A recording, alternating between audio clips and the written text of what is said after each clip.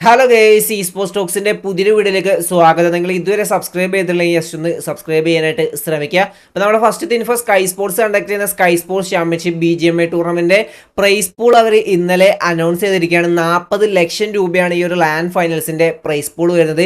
കഴിഞ്ഞ സീസണൊക്കെ നോക്കുകയാണെങ്കിൽ പ്രൈസ് പൂൾ ഭയങ്കര ഒരു ഡിക്രീസ് ആണ് നമുക്ക് കാണാനായിട്ട് സാധിച്ചിട്ടുള്ളത്. അപ്പർ ബ്രാക്കറ്റും ലോവർ ബ്രാക്കറ്റ് മത്സരങ്ങളുമാണ് ഇപ്പോൾ നടക്കുന്നത്. അപ്പർ ബ്രാക്കറ്റ് ലൈവായിട്ടും ലോവർ ബ്രാക്കറ്റ് ഓഫ് സ്ട്രീമായിട്ടാണ് മാച്ചുകൾ നടക്കുന്നത്.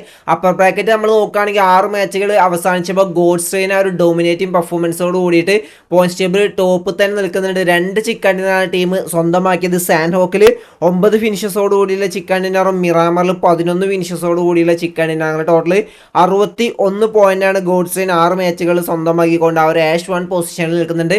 തൊട്ട് പിന്നാലെ തന്നെ സോളും നിൽക്കുന്നത് സെക്കൻഡ് പൊസിഷനിൽ 53 പോയിന്റുമായിട്ട്. തേർഡ് ഗുജറാത്ത് ടൈഗേഴ്സ് ആണ് നിൽക്കുന്നത്. ഫസ്റ്റ് 2 മാച്ചിലും back to back chicken dinner സ്വന്തമാക്കിക്കൊണ്ട് 52 പോയിന്റുമായിട്ട് തേർഡ് പൊസിഷനിൽ നിൽക്കുന്നുണ്ട്. 11ാം സ്ഥാനത്താണ് ഗോഡൽ നിൽക്കുന്നത് 36 പോയിന്റുമായിട്ട്. ഇതിൽ നിന്ന് ടോപ്പ് 8 ടീമുകൾ ഡയറക്റ്റ് ഗ്രാൻഡ് ഫൈനൽസിലേക്ക് ക്വാളിഫൈ ആകും. ബാക്കിയുള്ള 8 ടീമുകൾക്ക് വീണ്ടും ഒരു സെക്കൻഡ് ചാൻസ് എന്നുള്ള രീതിയിൽ സർവൈവൽ റൗണ്ട് കളിക്കാനുള്ള ഒരു അവസരം കൂടിയും കിട്ടുന്നതായിരിക്കും. ഒരു ദിവസം കൂടിയാണ് ഈ ഒരു അപ്പർ ബ്രാക്കറ്റ് ഉള്ളത്. ഇന്നാണ് ലാസ്റ്റ് ഡേ വരുന്നത്. ഇനി ലോവർ ബ്രാക്കറ്റിലേക്ക് നോക്കുകയാണെങ്കിൽ ഓഫ് സ്ട്രീം ആയിട്ടാണ് മത്സരങ്ങൾ നടന്നിട്ടുണ്ടായത്. നമ്മൾ ബ്ലൈൻഡ് ഈ സ്പോർട്സും മിത്ത് ഒഫീഷ്യൽസും ഇതിൽ കളിച്ചിട്ടുണ്ടായിരുന്നു. ഓവറോൾ സ്റ്റാൻഡിങ്സ് നോക്കുകയാണെങ്കിൽ ഇൻഫോർണോ സ്കോഡാണ് ടോപ്പിൽ നിൽക്കുന്ന 57 പോയിന്റുമായിട്ട്. സെക്കൻഡ് വിൻഗോഡ് നിൽക്കുന്നുണ്ട് 50 പോയിന്റുമായിട്ട്. തേർഡ് നമ്മളെ ബ്ലൈൻഡ് സ്പോർട്സ് നിൽക്കുന്നുണ്ട് 46 പോയിന്റായിട്ട്. ഒരു ചിക്കൻ ഡിന്നർ ടീം സ്വന്തമാക്കിയിട്ടുണ്ട്. ആൻഡ് മല്ലൂർഗയുള്ള മിത്ത് ഒഫീഷ്യൽസ് 14ാം സ്ഥാനത്താണ് നിൽക്കുന്നത് 18 പോയിന്റുമായിട്ട്. ഇതിൽ നിന്ന് ടോപ്പ് 8 ടീമുകളാണ് സർവൈവൽ റൗണ്ടിലേക്ക് ക്വാളിഫൈ ആവുന്നത്. ബാക്കി 8 ടീമുകൾ പുറത്താവും. അപ്പോൾ ഈ ഒരു റൗണ്ട് എന്ന് പറയുന്നത് ഭയങ്കര ഇമ്പോർട്ടൻ്റ് ആണ്. ഇനിയും ഒരു ദിവസം ഉണ്ട് അതിൽ ടോപ്പ് പെർഫോമൻസ് കാഴ്ചവെക്കും നമുക്ക് പ്രതീക്ഷിക്കാം.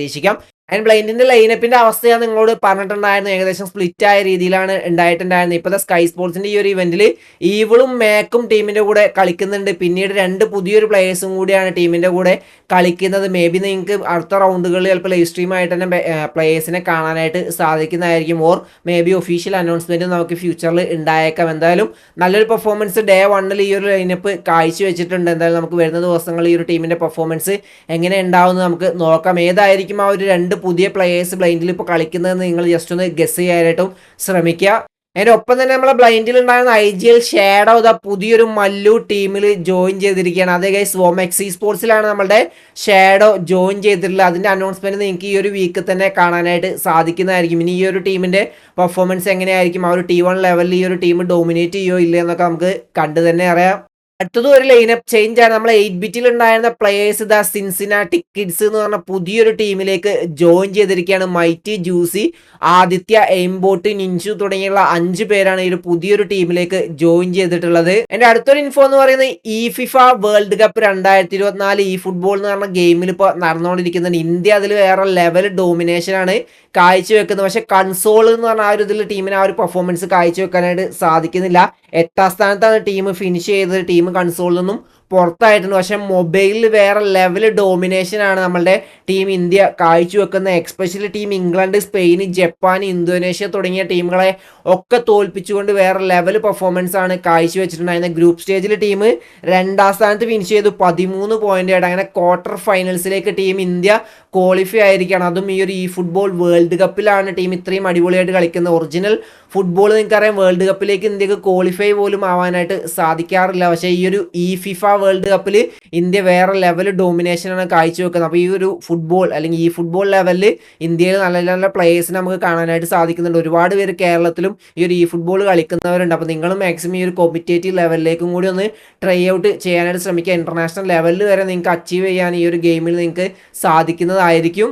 എൻ്റെ അടുത്തൊരു ഇൻഫോ എന്ന് പറയുന്നത് എസ്പവർ വീണ്ടും ലൈനപ്പ് ചേഞ്ച് ആവുക. സെക്ടർ എന്നുള്ള ലൈനിൽ വന്നിട്ട് ഒരുപാട് കാര്യങ്ങളാണ് പറഞ്ഞിട്ടുണ്ടായിരുന്നത്. ഞാൻ ജസ്റ്റ് അതൊന്ന് എക്സ്പ്ലെയിൻ ചെയ്തു തരാം. റെഡ് ബുള്ളിൻ്റെ ആ ഒരു ഇവൻറ്റിൽ തന്നെ എസ്പവർ ടീമിനോട് പറഞ്ഞല്ലോ ചിലപ്പോൾ ഞാൻ ടീം വിടാനുള്ള ചാൻസ് ഉണ്ട് എന്നുള്ള രീതിയിൽ, അല്ലെങ്കിൽ പുതിയൊരു ടീമിലേക്ക് അല്ലെങ്കിൽ വേറൊരു ടീമിലേക്ക് പോകാനുള്ള ചാൻസ് ഉണ്ട് എന്നുള്ള രീതിയിൽ ഹെക്ടറിനോടും ടീംമേറ്റിനോടും സംസാരിച്ചിട്ടുണ്ടായിരുന്നു. അപ്പോൾ ടീംമേറ്റ്സ് അല്ലെങ്കിൽ ഹെക്ടർ പറഞ്ഞിട്ടുണ്ടെന്ന് വെച്ചാൽ പോവുകയാണെങ്കിൽ പെട്ടെന്ന് തന്നെ പറയണം. കാരണം എന്താ വെച്ചാൽ സ്കൈ സ്പോർട്സിൻ്റെ ലാൻ ഇവൻറ്റ് വരുന്നുണ്ട്. അത് കഴിഞ്ഞ് ഒരു വീക്ക് കൊണ്ട് തന്നെ ESLൻ്റെ ക്വാളിഫയേഴ്സും കാര്യങ്ങളൊക്കെ വരുന്നുണ്ട്. അപ്പോൾ എസ്പവർ പെട്ടെന്ന് പോയി കഴിഞ്ഞാൽ ടീമിന് പുതിയൊരു പ്ലേയേഴ്സിനെ കൊണ്ടുവരിക എന്ന് പറയുന്നതും ആ ഒരു സിനർജി ബിൽഡ് ചെയ്യുക എന്ന് പറയുന്നതും വൻ സീനായിരിക്കും. കാരണം ഇപ്പോൾ കാർണിവൽ ഗെയിമിംഗ് വേറെ ലെവൽ ഡോമിനേഷനാണ് കാഴ്ചവെക്കുന്നത്. അപ്പോൾ എസ്പവർ പോയി കഴിഞ്ഞാൽ അത് ടീമിനെ പെട്ടെന്ന് നല്ല രീതിയിൽ ബാധിക്കും. അല്ലെങ്കിൽ പെട്ടെന്ന് ലാസ്റ്റ് നിമിഷത്തിലേക്ക് പോയി കഴിഞ്ഞാൽ പുതിയൊരു പ്ലെയറിനെ കിട്ടാൻ ഭയങ്കര ഷോകായിരിക്കും. നിങ്ങൾക്കറിയാം എസ് പവർ വന്നതുകൊണ്ടാണ് ഷോഗനെ ടീമിൽ നിന്ന് ഒഴിവാക്കേണ്ടി വന്നത്. ഇപ്പോൾ എസ് പവർ പോകുന്നുള്ള രീതിയിലാണ് ടീമിൽ പറഞ്ഞിട്ടുള്ളത്. ഹെക്ടർ പറഞ്ഞു സോളിലേക്കായിരിക്കും എസ് പവർ പോകാൻ, അല്ലെങ്കിൽ മാന്യയുടെ കൂടെയാണ് എസ് പവറിന് കളിക്കേണ്ടത്, മാന്യയുടെ കൂടെ കളിക്കാനാണ് താല്പര്യം എന്നുള്ള രീതിയിലാണ്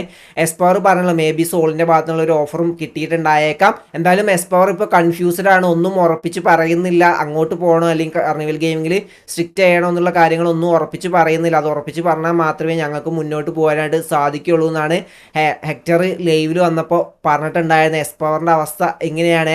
സിദ്ധ് ലൈവിൽ വന്നപ്പോഴും പറഞ്ഞിട്ടുണ്ടായിരുന്നു സോളിൻ്റെ ലൈനപ്പിൽ ചേഞ്ചസോ കാര്യങ്ങളോ ഒന്നുമില്ല. അങ്ങനെ നോക്കുകയാണെങ്കിൽ എസ് പവർ കാർണിവൽ അല്ലെങ്കിൽ ഹെക്ടറിൻ്റെ കൂടെ തന്നെ ആയിരിക്കും നിൽക്കാൻ പോകുന്നതെന്നാണ് ഇപ്പോൾ മനസ്സിലാവുന്നത്. എന്തായാലും നമുക്ക് വരുന്ന ദിവസങ്ങൾ അതിൻ്റെ അപ്ഡേറ്റ് കിട്ടുന്നതായിരിക്കും. എൻ്റെ എസ് പവറിൻ്റെ അവസ്ഥ നിങ്ങൾ നോക്കുകയാണെങ്കിൽ ഇവൻ എപ്പോഴും ലൈനപ്പ് ചേഞ്ചുകൾ ആക്കി നടക്കുകയാണോ പണിയെന്ന് എല്ലാവർക്കും തോന്നി തുടങ്ങും. കാരണം കാർണിവൽ ഗെയിമിംഗ് ആൾറെഡി ഒരു തവണ ലെഫ്റ്റ് ആയിട്ട് വീണ്ടും ജോയിൻ ചെയ്തതാണ്. സോളിനും ആൾറെഡി ജോയിൻ ചെയ്തതിന് ശേഷം ലെഫ്റ്റ് ആയതാണ്, പിന്നെയും അങ്ങോട്ട് പോകാനാണ് നിൽക്കുന്നത്. അതും എല്ലാം ഇവൻ്റെ പീക്ക് ടൈം. എസ് പവർ അത്രയും അടിപൊളിയായിട്ട് കളിക്കുന്ന സമയത്താണ് ഇങ്ങനെ മാറ്റങ്ങളൊക്കെ വരുത്തിക്കൊണ്ടിരിക്കുന്നത്. അത് എസ് പവറിനെ ചിലപ്പോൾ ഫ്യൂച്ചറിൽ നല്ല രീതിയിൽ ബാധിച്ചേക്കാം. എന്തായാലും നമുക്ക് നോക്കാം എസ് പവർ ഇനി പോവുമോ ഇല്ലേ എന്നുള്ളതൊക്കെ നമുക്ക് വരുന്ന ദിവസങ്ങളിൽ കണ്ടറിയാം. കാരണം 2 ലാൻ ഇവൻ്റാണ് വരാനിരിക്കുന്നത്. അപ്പോൾ ഇന്നത്തെ വീഡിയോ ഇത്രയുള്ളൂ. വീഡിയോ ഇഷ്ടപ്പെട്ട ലൈക്ക് അടിക്കാൻ, നിങ്ങൾ എപ്പോൾ കമൻറ്റ് രേഖപ്പെടുത്താൻ. അടുത്ത വീഡിയോസ് ബൈ ഗൈസ്.